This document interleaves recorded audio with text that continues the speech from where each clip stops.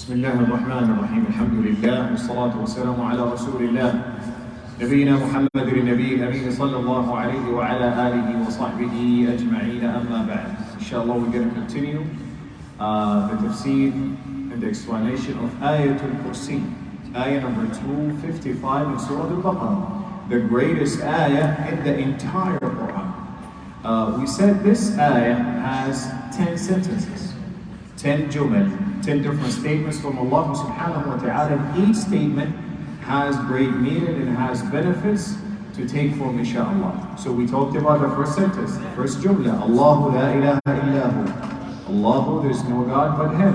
And we learned the meaning of Allah, which means al-ma'looh, the one that deserves to be worshipped.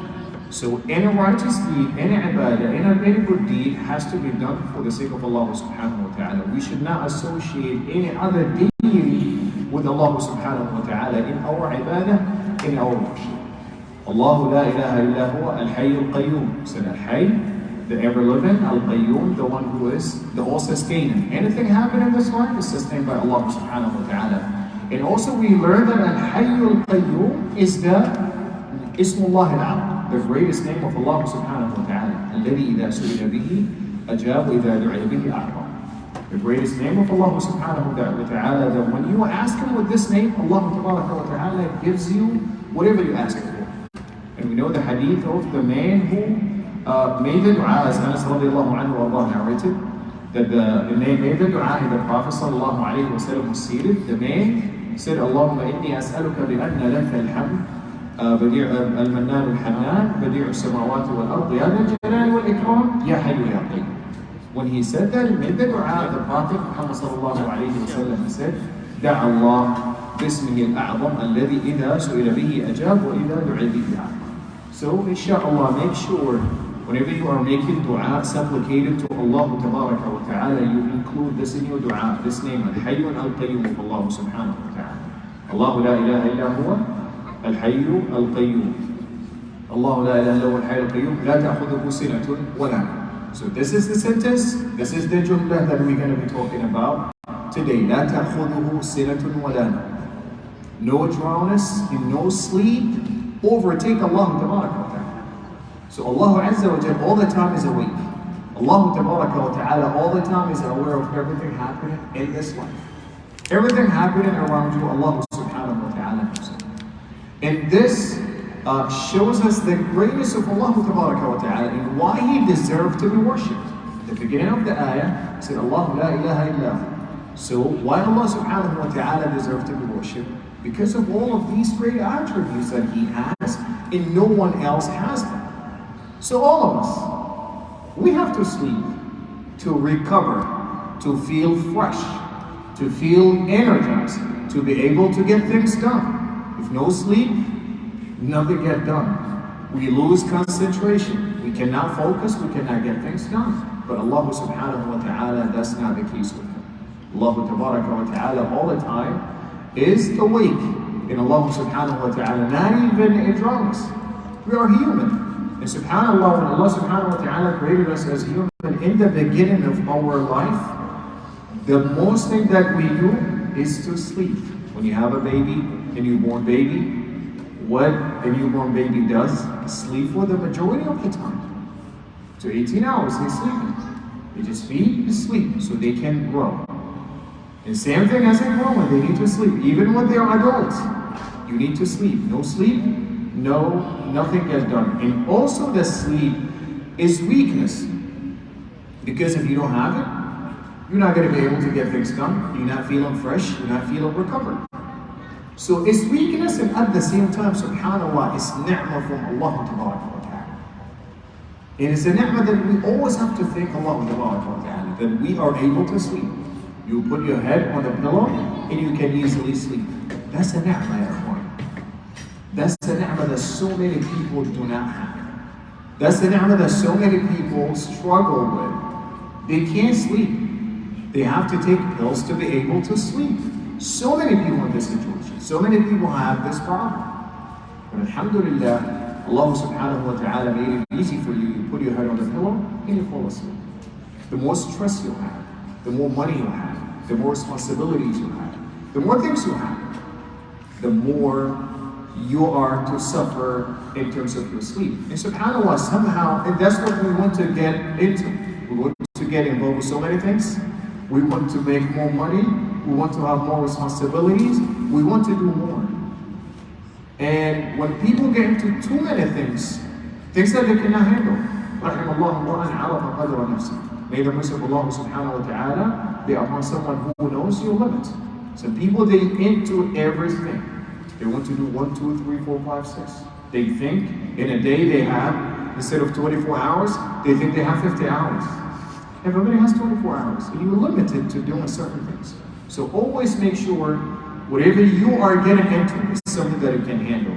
It's something that's going to be well balanced within your daily activity. The Prophet Muhammad sallallahu alayhi wa sallam said, وَلِنَفْسِكَ عَلَيْكَ حَقًّا وَلِأَهْلِكَ عَلَيْكَ حَقًّا.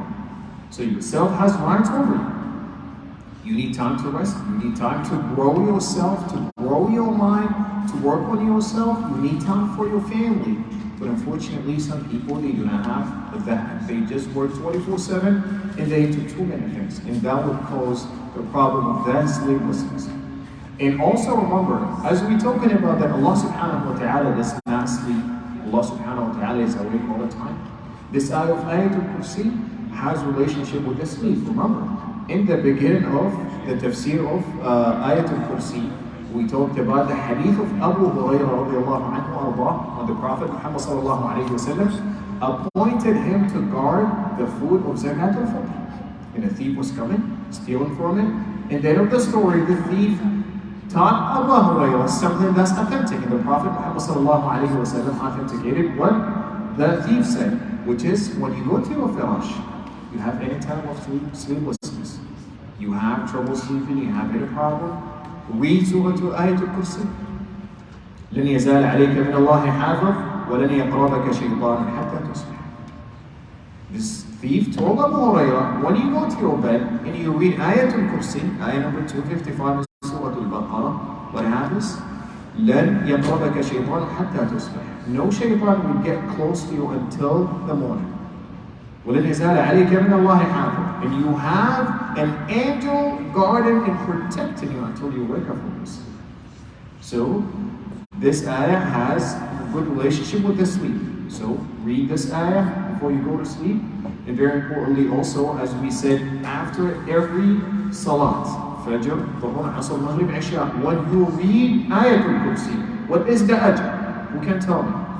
When you read Ayatul Kursi after every salat, for Salatul Fajr and you're done, you read Ayatul Kursi. You do the same after Salatul Dhuhr, the same after Maghrib, the same after Isha. What happens? تدخل الجنة بإذن الله فليس بينه وبين الجنة إلا أن يموت. The only thing between you and paradise is to die. If you read Ayatul Kursi every single time you finish one of the 5 salawat that we have in a day. Do not be rushed. Don't leave the masjid right away. Take your time. Read an Ayatul Kursi. Ikhwat al-Iman does not take a minute. Does not take you a minute to finish reading Ayatul Kursi when you finish your salat. So inshallah, make sure every day or every time you finish one of the 5 salawat, you read Ayatul Kursi after the salat, along with the other adhkar that we're supposed to be saying after the salawat. Inshallah. لا تأخذه سنة ولا نوم له ما في السماوات وما في الأرض. To him belong whatever is in the heavens and on the earth. So anything you can imagine or you can see, that belongs to Allah subhanahu wa ta'ala. That's under the control of Allah subhanahu wa ta'ala. No matter how great something that you can see, Allah subhanahu wa ta'ala is greater than that. No matter how complex something is, Allah subhanahu wa ta'ala has the key to make that easy for you. So when you read Ayatul Kursi and think about it, as Allah subhanahu wa ta'ala has or own anything you can see, anything on this earth, anything in the heavens, life becomes easy on you. There's some complication in my life, there's something hard on me, there's something that's very difficult for me. Rely upon Allah subhanahu wa ta'ala. Ask Allah subhanahu wa ta'ala to make that easy for you. Maybe it's finding a job. It's very difficult. You could be in a place where there's no jobs. rely upon Allah subhanahu wa ta'ala. Out of nowhere, Allah subhanahu wa ta'ala will choose you and give you the job. You're trying to get selected for something, and it's hard to be selected. Rely upon Allah subhanahu wa ta'ala. Allah has the control. Allah will give you that. You're going through problems with your health, and the doctor has told you there's no hope. The hope is very little. Believe in Allah subhanahu wa ta'ala. Rely upon Allah subhanahu wa ta'ala. Be patient. Keep doing whatever you have to do. And be patient. Ask Allah subhanahu wa ta'ala. Allah tabaraka wa ta'ala will make that happen for you, and your health will get better. A lot of people think they have the control of this life. If they cheat, they do what's displeasing to Allah subhanahu wa ta'ala, they cut corners, they become winners. They don't know that Allah subhanahu wa ta'ala, well, they do know, but they try to neglect the fact that Allah subhanahu wa ta'ala is watching. And Allah subhanahu wa ta'ala will judge you in the hereafter. And Allah subhanahu wa ta'ala has the control of everything happening. So when you believe in this, you relax and do what's permissible and follow the halal and the permissible path of Allah subhanahu wa ta'ala to make money, to get things done, to live your life. And definitely, when your way of life is always according to what's pleasing to Allah subhanahu wa ta'ala, believe me, your life will be significantly different. So many people think life is about having 1, 2, 3, 4, 5, 6, and most importantly, it's about having money. That's what's gonna bring me happiness. And that's not true. Wallahi alladhi la ilaha ghayruh, that's not true. All of these wealthy people, when you look at their lifestyle, they go on drugs. All of the celebrities, majority of them, they on drugs. They're not happy. They're using drugs, they're looking for happiness. They're empty, nothing is inside. But when you believe in your Lord, the one who has the control of all of things that are on earth and in the heavens, بإذن you become rich inside, and you have richness inside, and you have happiness بإذن المولى عز وجل. من ذا الذي يشفع عنده إلا بإذنه. Who could possibly intercede without his permission? Which means no one can do intercession, الشفاعة, except with the permission of Allah tabaraka wa ta'ala. What does الشفاعة mean? Shafa'a is something permissible to happen in this life, and also it happens in the hereafter. What is the shafa'a in dunya? The shafa'a in the dunya is to involve and help someone to attain something. Someone is looking for a job, and then you know the owner of a business, you talk to them. I know Ahmed, he's a good brother. He has 1, 2, 3, 4, 5 qualification. Please give him the job. That's shafa'a, that's intercession. Islamically in this dunya, that's mahmoud, something that's permissible, something that you get ajr for. As long as you're doing it, it's something that's permissible, Islam. But if you help someone to get something that's prohibited, that's not shafa'ah. That's not something halal. That's not something allowed Islam. Okay? So the shafa'ah in dunya is to get involved, someone needs some help, you get involved and you help them attain and achieve that thing they're looking for. So that's the shafa'ah. It's permissible in the dunya. In the akhirah, we have different types of shafa'ah. The shafa'ah in the akhirah is the intercession, something helping you to go to Al-Jannah. Okay? And some Muslims, they believe in awliya as-salihin, certain people, certain pious people, they will do the shafa'ah for them in the hereafter.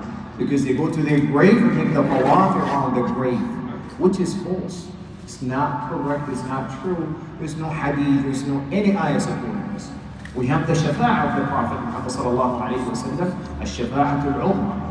When Allah subhanahu wa ta'ala becomes very angry in the hereafter, and then the Prophet Muhammad sallallahu alayhi wa sallam comes and goes down and makes sujood, and then intercede on behalf of us that Allah subhanahu wa ta'ala will judge us. Because in that moment, Allah will become angry in no judgment, until the Prophet Muhammad sallallahu alayhi wa sallam make a long sujood and intercede on behalf of us, and Allah subhanahu wa ta'ala will do the hisab, which is judging everybody, and everyone will know his destiny, whether it's going to paradise or going to hellfire with Allah. And then also the righteous deeds intercede on behalf of him. Al-Quran al-Kareem. The Prophet Muhammad sallallahu alayhi wa sallam, in the authentic hadith that I read in Sahih Imaam Muslim, he said, اقرأوا القرآن, read the Quran, فإنه يأتي يوم القيامة شفيع لأصحابه. He comes in the hereafter as Shafi', to intercede on behalf of you. The Quran defend you. The Quran argue on behalf of you, just like your lawyer, and get you to paradise in the hereafter. But we're talking about the recitation, that you read the Quran and you work on learning the meaning of the ayat. You put that effort. Most Muslims, they have the excuse, we don't have time. And majority of Muslims, they don't understand the Quran. They read it, but they don't understand it. Maybe 90% of Muslims, they can open the Quran, they can read it from anywhere. Surah Al-Baqarah, Surah Al-An'am, Surah Al-A'raf, whatever the surah you give them, they can read it. But when you ask them, what does it mean? They don't know. They don't know the excuse, I don't understand Arabic. That's not an excuse. Alhamdulillah, we have different versions of the Quran, different languages. Why not learn in Arabic? Why not learn in Arabic? Spend time. Make an effort. Alhamdulillah, we have so many tools that you can use now to learn any language. And don't make the excuse, Arabic is a very difficult language. Allah will make it easy for you. Your purpose, your niyyah is clean. You want to learn Arabic not for business. You want to learn Arabic not for any purpose, for one purpose, which is to learn the deen and to learn the book of Allah subhanahu wa ta'ala. Very important. Muslim, you have to understand what the Quran is saying. You have to have a real connection with the Quran. With the Quran. You have to know what Allah subhanahu wa ta'ala is talking about in the Quran. So when you read the Quran, you understand the meaning of the Quran, you are acting upon what Allah subhanahu wa ta'ala says in the Quran, and thereafter what happens? The Quran, inshallah, will be shafi'ah for you. Will intercede on behalf of you. And because of the Quran, inshallah, you go to Al-Jannah. One of the things that also gives you the shafa'ah in the hereafter, and it's something important, and we do neglect it as Muslims, is that the Prophet Muhammad sallallahu alayhi wa sallam said, مَا مِنْ عَبْدٍ يُصَلِّي عَلَيْهِ مِئَةٍ إِلَّا شُفِّعُ فِيهِ يَوْمَ الْقِيَامَةِ. Authentic hadith. When you pass away, and then your janazah, 100 people come to the janazah, and they do salatul janazah for you, they will be shufa'ah in the hereafter. They will intercede on behalf of you in the hereafter. Allah. So, what does this hadith tell us? It's important to know people. How people are going to attend your janazah? They do know you. You have good reputation. You're a source of help for them. You're a source of happiness for them. You're a good person. When you pass away, everybody will be rushing and coming to the janazah.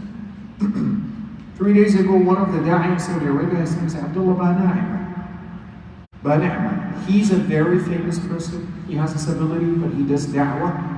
And so many people love him. When he passed away, the janazah in Al-Madinah, mashallah, tabarakallah, so many people came for his janazah. Because of the good work he's doing, people love him. They come to the janazah. So make sure you are someone who people love. So when you pass away, inshallah, they attend your janazah. And inshallah, if you have 100 people praying for you in your salatul janazah, bi'ithnillah, we wish you for you. That salah they did for you will be a reason for you, bi'ithnillah, to be in paradise, inshallah. And also this hadith teaches us the importance of attending salatul janazah. Even if I did not know the person, especially in America, we're a minority. And when anyone passes away, we know it. People put it on social media and get announced, and we know there is salatul janazah, Masjidul Furqan, Masjidul Hidayah, Masjidul Aqsa. Go to the janazah. The person does not have to be from your nationality or from your background. He's Muslim, he's your brother. You have the time, go for salatul janazah. Inshallah, your salat will help you to get the ajr, as the Prophet Muhammad sallallahu alayhi wa sallam said. You do the salat, you get qirat, a mountain of hasanat. You go to the cemetery until the burial is finished, you get another qirat, 2 qirat, which means you have 2 mountains of hasanat. And also at the same time, the brother, we do a salatul janazah. Our salat 100% help him, and he will be in paradise. بإذن المولى عز وجل. جزاكم الله خيرا. Or one of the brothers, he brought food, so inshallah, as we leave in the masjid, we can take some and make dua for them بإذن الله. جزاكم الله خيرا. وبارك فيكم. وصلى الله وسلم على نبينا محمد. جزاكم الله خيرا.